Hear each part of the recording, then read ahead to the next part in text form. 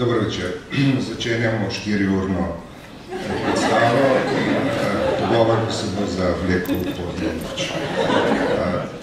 Predstavili bomo 4 avtorje enega od bolj imenitnih žanrov literature. Predstavili jih bomo po abecednem redu njihovih priimkov, zato ker bo eden od njih današnjega grajenec, mi pa ne vemo, kdo je. Aleksandar Bratina trdi, da ve, meni te skrivnosti niso zaupali, zato sem do vseh 4 vsem enako naklonjen. Na kratko bomo pogledali 4 knjige kratkih zgodb, 4 avtorjev, ki so na prvi pogled zelo različni, druži jih pa nekaj zelo simpatičnega. Namreč njihovi junaki se v različnih knjigah pogovarjajo med sabo z periferije. Namreč v teh knjigah ne najdemo niti enega velikega junaka, ki bi sekal glave in urejal svet. Vsi prihajajo z roba. Zdaj, jaz sem to bravo, sem se vprašal, zakaj. Zakaj je družbena periferija, katerakoli geografska, ekonomska, tako atraktivna. Jaz sem se spomnil Aleksandra Hemona, ki mi je enkrat na vprašanje, zakaj je on tako popularen v Ameriki. Pobegnil iz Bosne in je rekel, pa se samo imel. V centru nikoli nimajo idej. Ideje so vedno prišle z periferije. In če pogledamo junake vseh teh 4 knjig, se gibljajo po robu, vsak po svojem robu. Kot junaki kratkih zgodb ne postanejo prijetni, zato ker niso strašljivi, niso veliki, niso pomembni. Tudi avtori jih obravnavajo, kako bi to ljudno rekel, ne ravno lepo, se igrajo z njimi na načine, ki jim povzročajo trpljenje, dvome, same vase in jih peljajo. Včasih jih zapustijo v prvi zgodbi, na njih potem ne naletimo nikoli več, včasih jih peljajo čez celo knjigo. Zdaj bomo na hitro spoznali v naslednjih 4 urah avtorje in njihove junake. Prvi je Matjaž Brulc. Prosim, če stopi na oder.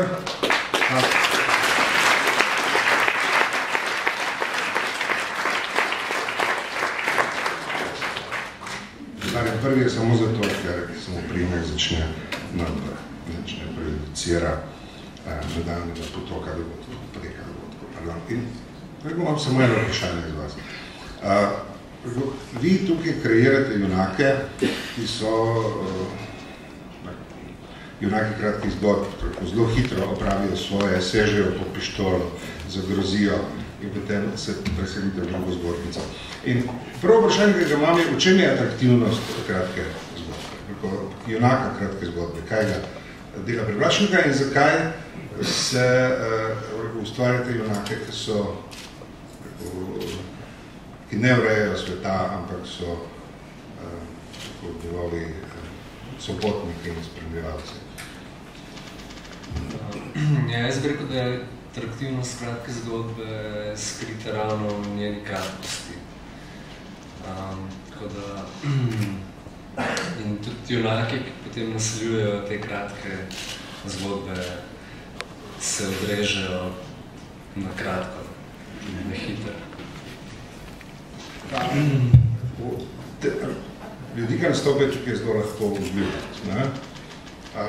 Kaj potem vi jih nosite s sabo ali jih vržete proč, jih zapustite, grejo po svoje? Jaz jih kar dosti hitro zapuščam.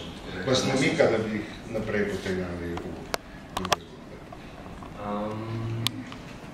Pa zaenkrat niti ne.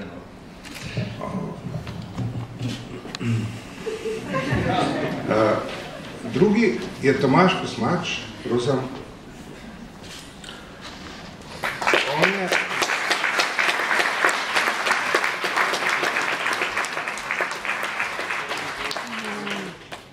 s knjigo Punk is Dead,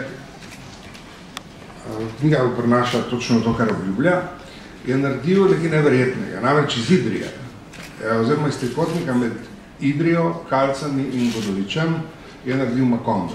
Svet, v katerem se vse zgodi. Zdaj, glede na vaš siceršen literarni opus, je tole skorda potopis. Vaš junak se iz Idrije premakne v Gorico, najprej potem v Staro Gorico, pride do Ljubljane in zaide do Bratislave. In vprašanje,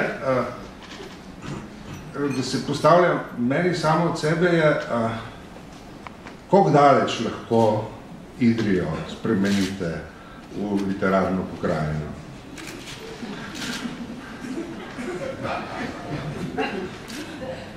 Pa niti nisem štekal vprašanja.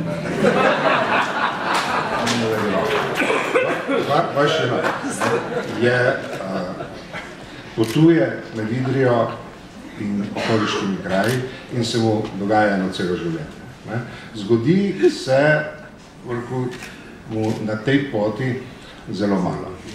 Hkrati ga pa peljete iz ene zgodbe v drugo in ustvarite napetost, ki se človek ne more upreti. Peljete ga vedno na konec zgodbe, ki se nadaljuje v naslednjo zgodbo in še v naslednjo, vedno znova se pa vrne na izhodišče. Me zanima, kako najdete v kraju, ki na prvi pogled ni atraktiven, inspiracije za toliko zgodb? Pa videli je predvsem psihiatrična bolnišnica. Že to ti da eno veliko izhodišče.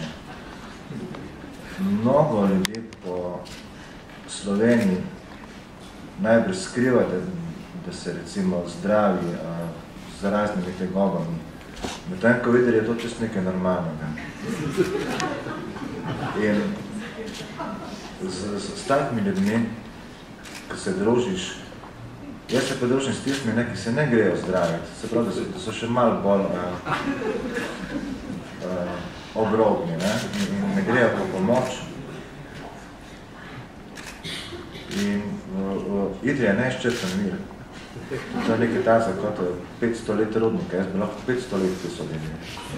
Ampak zakaj je socialna periferija tako atraktivna za pisatelja?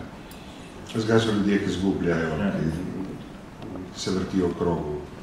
Jaz se pač družim s temi ljudmi, zdaj ne moram pisati od ne vem koga, če se pa z njimi družim. Ker jaz v bistvu niti pravim, da nisem pisatelj, ampak zgolj zapisovalec. Jaz samo zapišem, kar se mi dogaja. Se ne zmišljujem. Enostavno sem s temi ljudmi najbolj se ujamem.